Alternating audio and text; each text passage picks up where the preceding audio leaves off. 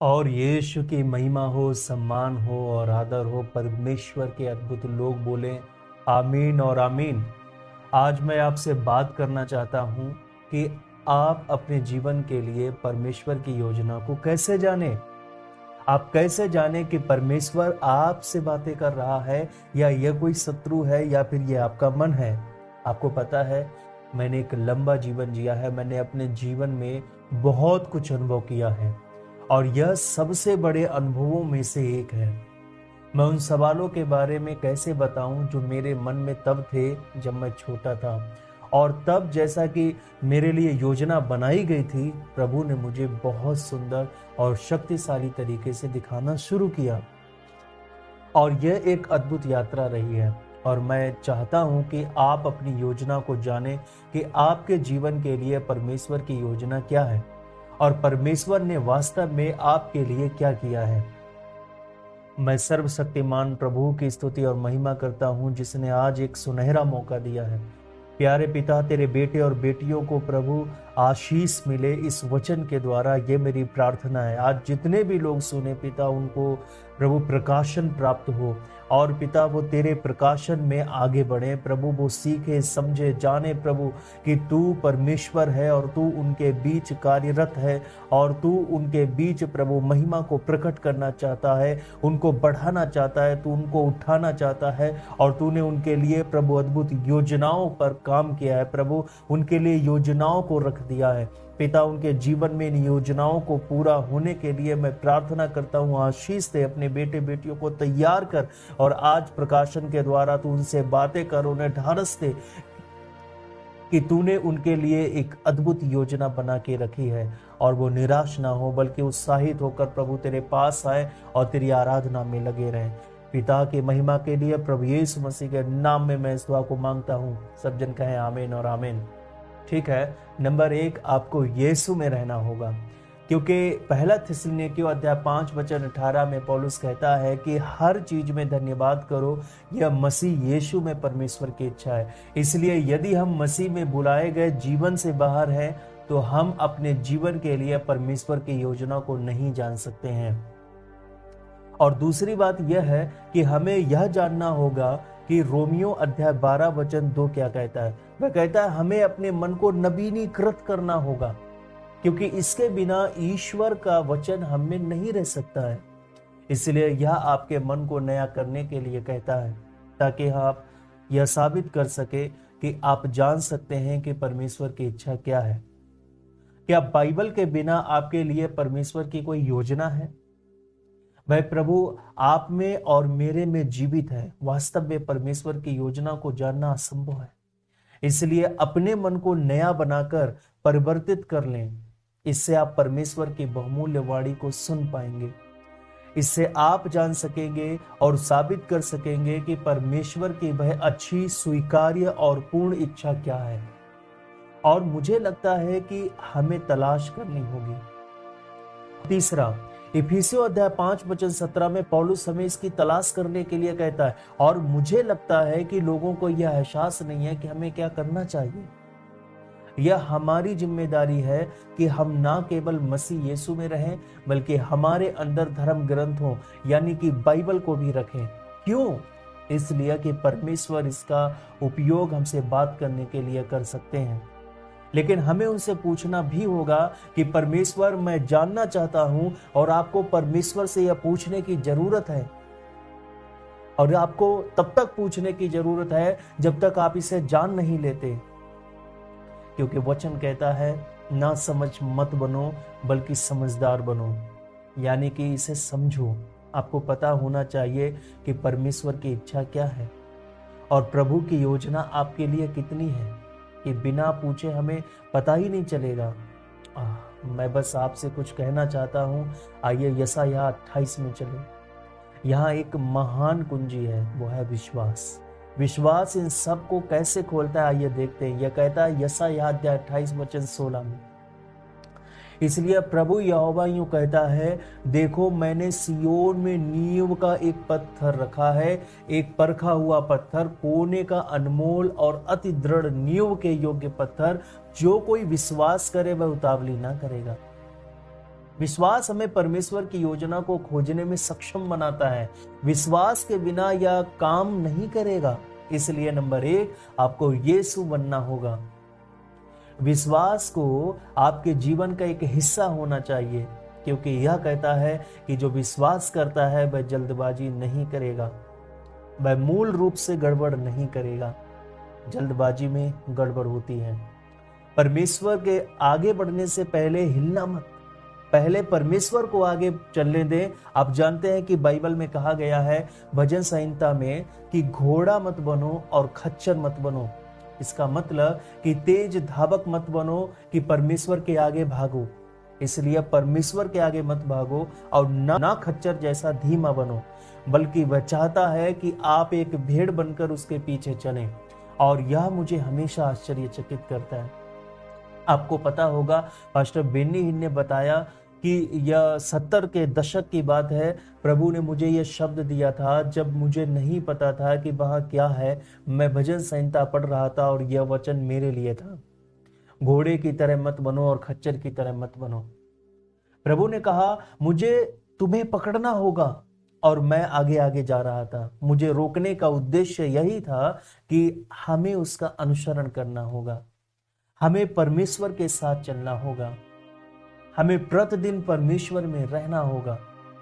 और इसी तरह जब आप प्रतिदिन ऐसा करते हैं तो आप परिपक्व होने में सक्षम होते हैं, और तब आप वास्तव में जानते हैं कि यह परिपक्वता, स्पष्टता यानी क्लियरिटी, मैच्योरिटी यानी कि परिपक्वता लाती है, स्पष्टता लाती है। और आप प्रभु में तब तक परिपक्व नहीं हो सकते जब तक आप वह नहीं करते जो मैं आपको यीशु में बता रहा हूं। आपके अंदर का वचन इसके लिए प्रार्थना करता है ताकि आप विश्वास बनाए रखें, विश्वास से जिए, बढ़ते जाएं, फिर आप इसके बाद परिपक्व हो जाएंगे। इसलिए उदाहरण के लिए इब्रानियों अध्याय 5 वचन 12 में यह कहा गया है, समय के विचार से तो तुम्हें गुरु हो जाना चाहिए था, तो अभी यह आवश्यक हो गया है कि कोई तुम्हें परमेश्वर के वचनों की आदि शिक्षा फिर से सिखाए। तुम तो ऐसे हो गए हो कि तुम्हें अन्न के बदले अब तक दूध ही चाहिए। अब जानते हैं कि आपके लिए शिक्षक बनने का समय आ गया है, लेकिन अब आपको पढ़ाने के लिए किसी की जरूरत है। और चौथी बात यह है कि आप अब तक दूध पी रहे हैं। आपको तो मजबूत मांस पर होना चाहिए था, लेकिन ऐसा नहीं हो रहा। इसलिए यह कहता है कि हर कोई जो दूध का उपयोग कर रहा है वह अकुशल है, वह अभी भी बच्चा है। लेकिन मजबूत मांस यह वह जगह है जहां हमें परमेश्वर की इच्छा का पता चलता है। मुझे नहीं लगता कि हम वास्तव में हमारे जीवन के लिए परमेश्वर की योजना को जान पाते हैं। अगर हम मलाई रहित दूध के आहार पर हैं तो फिर ऐसा होने वाला नहीं है। जब आप मांस पर आ जाएंगे यानी कि वचन पर, तब आपको वास्तव में पता चल जाएगा कि आपके लिए परमेश्वर का मन क्या है, आपके लिए परमेश्वर की योजना क्या है। इसलिए मैं आपसे विनती करके कहता हूं कि बाइबल को जानो, परमेश्वर के वचन को जाने, क्योंकि परमेश्वर अपने वचन के माध्यम से न केवल वह कहते हैं बल्कि जो वह कहते हैं उन्होंने किया है, और उसने यह कैसे किया और उसने यह किसके साथ किया इत्यादि सब बताते हैं। इसलिए वचन यहाँ बहुत स्पष्ट रूप से कहता है कि मजबूत मांस उनका है जो हरे भरे हैं। यहाँ तक कि उन लोगों का भी जो जिसे यह सुनना है। आपको इससे जबरदस्ती करने की जरूरत नहीं है, क्योंकि जैसे ही आप इसे जबरदस्ती करते हैं आप शांति खो देते हैं, आप अपसेट हो जाओगे और आप अचानक भ्रमित हो जाओगे। और तीसरी चीज होगी, आप में डर आ जाता है, और जब डर आ जाता है तभी समस्याएं जो पहले छोटी थी बड़ी हो जाती। और जब ऐसा होता है तब परमेश्वर की शांति की कमी होती है। जब भ्रम होता है तब डर होता है। इसलिए एक बात याद रखने योग्य है कि यह हमेशा अल्पकालिक होता है, क्योंकि जब परमेश्वर की योजना वास्तव में आपके सामने प्रकट हो रही होती है तो यह बस आती रहती है, आती रहती है, और यह स्पष्ट और स्पष्ट और स्पष्ट और स्पष्ट होती जाती है। लेकिन जब वे वास्तव में उस तरह से जीना छोड़ देते हैं जिस तरह से हमें मसीही जीवन जीना चाहिए, और परमेश्वर के वचनों को सुनना और वचनों को प्राप्त करना छोड़ दिया है, परमेश्वर से बात करना छोड़ दिया है, तो उनका नेविगेशन सिस्टम अर्थात मार्गदर्शन काम करना बंद कर देता है और अब उनका विश्वास डगमगाने लगेगा। और अगली बात आप जानते हैं कि फिर कोई शांति नहीं है और वहां सिर्फ भ्रम और डर है। और जिस क्षण ऐसा होता है तो सब चीजें पूरी तरह से रुकी महसूस होती हैं। जिसके साथ उन्होंने उत्साह के साथ शुरुआत की थी वह अब नहीं रही, वह अब वहां नहीं है। यह एक बड़ा संकेत है कि आप निर्णय लें, ब्रेक लगाएं और थोड़ा इंतजार करें। जहां आपका नेविगेशन सिस्टम काम कर रहा है वहीं पर फिर से वापस जाए और फिर आप ब्लेसिंग को आते हुए देखोगे। और जब आशीषें आ जाती हैं तो आप ट्रैक पर वापस आ जाते हैं और अब परमेश्वर को शानदार करेंगे। वह कई अलग अलग लोगों के माध्यम से आपको इसकी कंफर्मेशन भी देंगे। मैं सिएटल वाशिंगटन में था और एक युवा प्रीस्ट से बात कर रहा था। मैंने कहा कि अब शहर में प्रचार करने का समय आ गया है, लेकिन वह एक कदम उठाने से डर रहा था। फिर दूसरे लोगों ने भी उससे यही बात की और इससे यह कन्फर्म हो गया। और मुझे बाद में पता चला कि दूसरों ने भी उन्हें यही बात बताई जो मैंने उसको बताई थी। इसलिए यदि दूसरों द्वारा इसकी पुष्टि नहीं की गई है तो ऐसा ना करें। और जब परमेश्वर इसमें है तो यह हमेशा होता आया है कि वह हमेशा किसी और को आपके जीवन में कंफर्मेशन देने भेजते हैं और कई लोगों के द्वारा भी। और यह कोई जल्दबाजी वाली बात नहीं है, क्योंकि आप जानते हैं कि परमेश्वर की योजना कभी भी जल्दबाजी वाली नहीं होती है। अगर किसी में जल्दबाजी है तो यह परमेश्वर की योजना नहीं है, क्योंकि परमेश्वर कभी भी इस तरह जल्दबाजी में कदम नहीं उठाते हैं। यह यहाँ नियम दर नियम है, यह थोड़ा धीरे आता है क्योंकि परमेश्वर ऐसा ही है। परंतु जब दुष्ट हमसे बात करता है तो वह हमसे झूठ बोलकर बात करता है और जल्दी जल्दी करने के लिए कहता है और हम सोचते हैं कि यह ईश्वर है, जबकि ऐसा नहीं है। एक बात याद रखने योग्य है कि दुश्मन हमेशा आपके शरीर को खुश करने वाले कामों के लिए प्रेरित कर देगा और जिस काम में दुष्ट आत्मा होती है उसमें जिद होती है, लेकिन जिस काम में परमेश्वर होता है उसमें कोई दोष नहीं होता। जब परमेश्वर आपसे बातें करेगा तो मन किसी भी तरह का दोष नहीं देगा। किसी भी प्रकार से आपके मन में किंतु या परंतु जैसे सवाल नहीं होंगे। कई बार हम कुछ सोचते हैं तो उसमें कहीं ना कहीं कोई नकारात्मक बिंदु भी निकल कर सामने आता है, लेकिन परमेश्वर जिसमें होता है उसमें नकारात्मक बिंदु का कोई स्थान ही नहीं है। परमेश्वर गलतियां करने वाला नहीं है और परमेश्वर के सुझाव आपको उन्नति कराने के हैं, ना कि दुर्गति। आइए अब हम अय्यूब अध्याय 33 वचन 12 में चले। मैं इस वचन को 18 तक पढ़ना चाहूंगा, तो आइए सबसे पहले वचन 12 को देखें। देख मैं तुझे उत्तर देता हूं, इस बात में तू सच्चा नहीं, क्योंकि परमेश्वर मनुष्य से बड़ा है। तू उससे क्यों झगड़ता है कि वह अपनी किसी बात का लेखा नहीं देता? क्योंकि परमेश्वर तो एक क्या परंतु 2 बार बोलता है, परंतु लोग उस पर चित्त नहीं लगाते। स्वप्न में या रात को दिए हुए दर्शन में, जब मनुष्य घोर निद्रा में पड़े रहते हैं या बिछौने पर होते समय, तब वह मनुष्यों के कान खोलता है और उनकी शिक्षा पर मोहर लगाता है, जिससे वह मनुष्य को उसके संकल्प से रोके और गर्भ को मनुष्य में से दूर करे। वह उसके प्राण को गड्ढे से बचाता है और उसके जीवन को तलवार की मार से बचाता है। तो परमेश्वर मनुष्य को अपनी योजनाओं को बताता है, वह मनुष्य से बातें करता है, लेकिन हमारा ध्यान यहाँ नहीं होता है। वह ऐसा परमेश्वर भी नहीं है कि एक बार ही बोले, बल्कि वह 2 बार बोलता है। आप उसकी कितनी बार सुनते हो? चित्त लगाओगे तो उसकी वाणी प्राप्त होगी, चित्त लगाओगे तो योजना जानोगे। यहाँ तक कि परमेश्वर आपको अभिमान से बचाने भी आता है। लोग कहते हैं ना, मैं अपनी योजनाओं को पूरी करूंगा, मैं ये करूंगा, मैं वो करूंगा, वगैरह वगैरह, लेकिन परमेश्वर कहता है मेरे बिना कुछ नहीं कर सकोगे।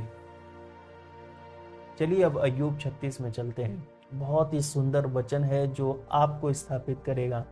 आइए देखते हैं अय्यूब अध्याय 36 वचन 12। परंतु यदि वे ना सुने तो वे तलवार से नष्ट हो जाते हैं और अज्ञानता में मरते हैं। परंतु वे जो मन भक्तिहीन होकर क्रोध बढ़ाते और जब वह उनको बांधता है तब भी दुहाई नहीं देते, वे जवानी में मर जाते हैं और उनका जीवन लुच्चों के बीच में नष्ट हो जाएगा। वह दुखियों को उनके दुख से छुड़ाता है और उपद्रव में उनका कान खोल देता है। परंतु वह तुझको भी कलेश के मुंह से निकालकर ऐसे चौड़े स्थान में जहां सकेती नहीं है पहुंचा देता है और चिकना चिकना भोजन तेरी मेज पर परोसता है। परंतु तूने दुष्टों का ऐसा निर्णय किया है, इसलिए निर्णय और न्याय तुझसे लिपटे रहते हैं।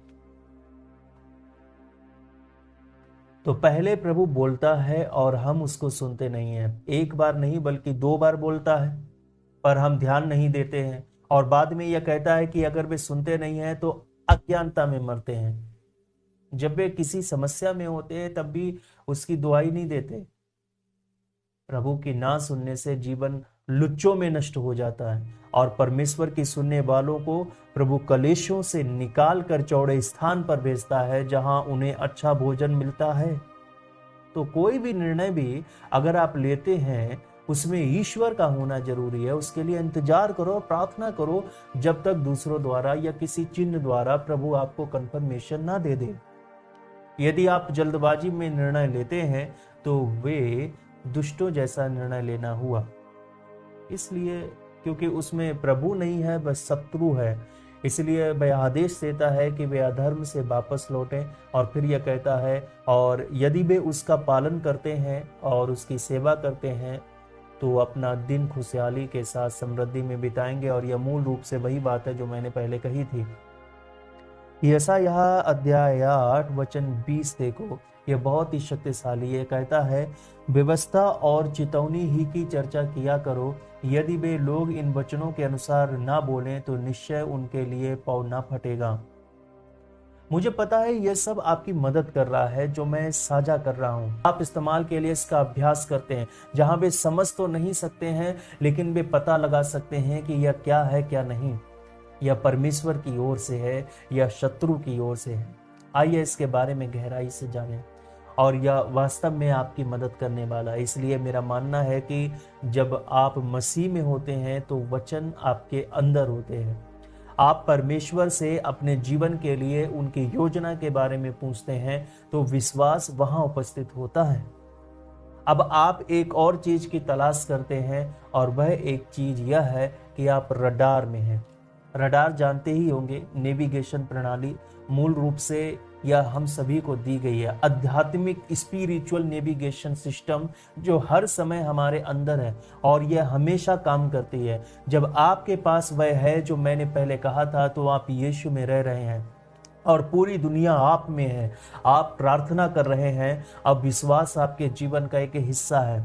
अब नेविगेशन प्रणाली यानी कि मार्गदर्शन मौजूद है, आप में काम करता है या उस जीवन से सशक्त है जिसे हम जी रहे हैं। और इसी तरह हम जानते हैं कि यह कहता है और यह वही जगह है जहां शांति है। उस नेविगेशन प्रणाली यानी कि मार्गदर्शन सिस्टम को काम करने दो और इसके बाद परमेश्वर की शांति को आप पर शासन करने दो, ताकि परमेश्वर की शांति हर मामले में निहित हो।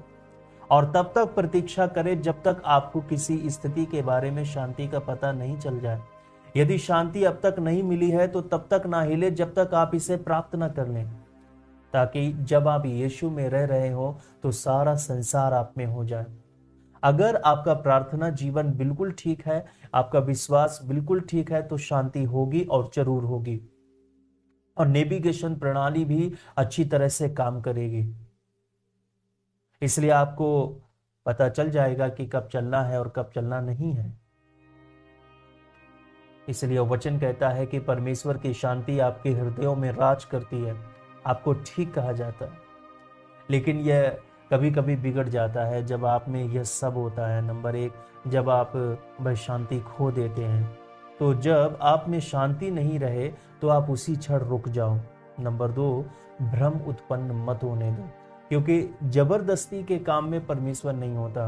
वह जल्दबाजी करने वाला नहीं है। जिस काम में जबरदस्ती और कठिनाइयां होती हैं और आपको ढकेलना पड़ रहा है तो उसमें परमेश्वर नहीं है, क्योंकि जहां परमेश्वर है तो वह तो वह काम अपने आप होता है। परमेश्वर की योजना अपने आप घटित होती है। मैं किसी ऐसे व्यक्ति से बात कर रहा हूं, कृपया उन पर ध्यान दें। प्रभु की योजना प्राप्त करने के लिए हमारी चर्चा भी बकवासी नहीं होनी चाहिए, बल्कि उसमें व्यवस्था और सावधान रहने की बातों पर ही चर्चा होनी चाहिए। यदि हम ऐसा नहीं करते हैं तो उजाला कैसे होगा, उसके प्लान कैसे समझ में आएंगे। हम वो सब करते हैं जो पवित्र शास्त्र हमें नहीं सिखाता है। इसलिए जो कुछ भी शास्त्र के अनुरूप नहीं है उसे छुए ना। मैं आपसे कुछ ऐसी बात के बारे में बात करता हूं जो वास्तव में आपको आश्चर्यचकित कर सकती है। मेरे जीवन में कई बार अन्य भाषा में प्रार्थना करने का मौका आया। जब मैं इसे समझ नहीं पाया, मुझे विषय या परमेश्वर की योजना पर स्पष्टता नहीं मिल पाई, और मैं बस अन्य भाषा में प्रार्थना करना शुरू करना जानता था। क्योंकि अन्य भाषा में प्रार्थना करने से ताजगी आती है। क्योंकि जब हम प्रार्थना करते हैं तो हम अपने खिलाफ सभी प्रतिरोधों को तोड़ना शुरू कर देते हैं। कभी कभी शैतान परमेश्वर की योजना में हस्तक्षेप करने की कोशिश करता है, और वह आपके रास्ते में चीजें डालता है, और लोग आकर शब्दों से आप पर वार करते हैं। और आप में से बहुत से लोग जानते हैं कि आप बहुत से लोगों की सुनते भी हैं, पर अन्य भाषाओं में प्रार्थना करने से सब कुछ स्पष्ट हो जाता है। ये एक शक्तिशाली टूल है जिसका उपयोग परमेश्वर सभी प्रतिरोधों और रुकावटों को दूर करने में करना शुरू कर देते हैं। इसके बारे में प्रभु यशायाह अध्याय 28 वचन 11 में कहते हैं, मैं इन लोगों से लड़खड़ाते होठों और विदेशी भाषा में बात करूंगा। इसलिए कभी कभी यदि आप परमेश्वर की आवाज नहीं सुन सकते हैं तो आप इसे सुनोगे जैसे ही आप अन्य भाषाओं में प्रार्थना करना शुरू करेंगे। अब यशायाह 30 में चलते हैं। मुझे आशा है कि यह वास्तव में आपकी मदद कर रहा है। वचन 29 से 32 देखो। और मुझे यकीन है कि आपने इसका अनुभव किया है। इसमें लिखा है, तब तुम पवित्र पर्व की रात का सा गीत गाओगे, और जैसा लोग यहोवा के पर्वत की ओर उससे मिलने को इजराइल की चट्टान है बांसुरी बजाते हुए जाते हैं, जैसे ही तुम्हारे मन में भी आनंद होगा। और यहोवा अपनी प्रतापवाणी सुनाएगा, और अपना क्रोध भड़काता और आग की लौ से भस्म करता हुआ प्रचंड आंधी और अति वर्षा और ओलों के साथ अपना भुजबल दिखाएगा। असूर यहोवा के शब्द की शक्ति से नष्ट हो जाएगा, वह उसे सोंटे से मारेगा। जब जब यहोवा उसको दंड देगा तब तब साथ ही ढप और बीड़ा बजेगी, और वह हाथ बढ़ाकर उसको लगातार मारता रहेगा। मुझे लगता है कि यह इन क्षणों में होता है जब परमेश्वर हमें पवित्र आत्मा से भर देते हैं। ठीक है, यही वह है जो मैं आपके साथ साझा करना चाहता हूँ, और मेरा मानना है कि यही कारण है। याद करें कि प्रेरित पौलुस के पास कोई परमेश्वर की ओर से योजना नहीं थी जब वो मैसेडोनिया गए और वह जेल में थे। वह उस जेल में क्या कर रहे थे? गा रहे थे, और परमेश्वर की योजना उन पर प्रकट हुई। उन्होंने कहा कि मुझे क्या करना चाहिए, और शहर में पुनरुद्धार शुरू हो गया। उन्होंने एक व्यक्ति को सपने में देखा था, प्रेरितों के काम 16 में, आओ हमारी मदद करो, और वह अब मैसेडोनिया में है और वह जेल में है। और वे क्या कर रहे हैं? वे प्रार्थना कर रहे हैं, और अब वे प्रभु के लिए गा रहे हैं। और जैसे ही वे प्रभु के लिए गा रहे थे तब परमेश्वर ने उन सब दुश्मनों को चुप करा दिया, और बड़ा भूकंप आता है, और पुनरुद्धार उस पूरे स्थान पर छा जाता है। यह बहुत ही महत्वपूर्ण है। इसलिए अन्य भाषाओं में प्रार्थना करें और अन्य भाषाओं में गाएं, और देखें कि परमेश्वर क्या करता है। आइए हम प्रार्थना करें। सर्वशक्तिमान सामर्थी पिता, मैं तेरी स्तुति और प्रशंसा करता हूँ। राजाओं के राजा, प्रभुओं के प्रभु, मैं तेरी आराधना करता हूँ आज के सुनहरे मौके के लिए, आज के सुंदर वचन के लिए, आज के इस पल के लिए मैं तेरा धन्यवाद करता हूँ। जो कुछ भी तूने अपनी योजना के विषय में अपनी बेटे बेटियों से बात की है प्रभु, इसे रिवील कर, और पिता ऐसा रिवील कर कि यह समझने पाए। जब प्रभु यह मनन चिंतन करे तेरे वचनों पर तो ये समझने पाए, और अपनी योजना को प्रकट कर अपने बेटे बेटियों पर, ताकि इनके दुख और तकलीफें मिट जाएं और एक नया जीवन प्राप्त करने पाए। पिता की महिमा के लिए मैं इस दुआ को मांगता हूँ, आमीन और आमीन। आज के संदेश को सुनने के लिए आपका बहुत बहुत धन्यवाद। आज अगर आपने पूरा संदेश सुना है तो परमेश्वर ने आपको इसके लिए चुना है और वह चाहता है कि अपनी योजनाओं को आप पर प्रकट करें। ये सब भेद की बातें हैं, हर कोई इन्हें नहीं समझ सकता। इस वीडियो को अपने सभी मित्रों तक पहुंचाना आपका कर्तव्य है और बोना भी आपके लिए की आज्ञा है।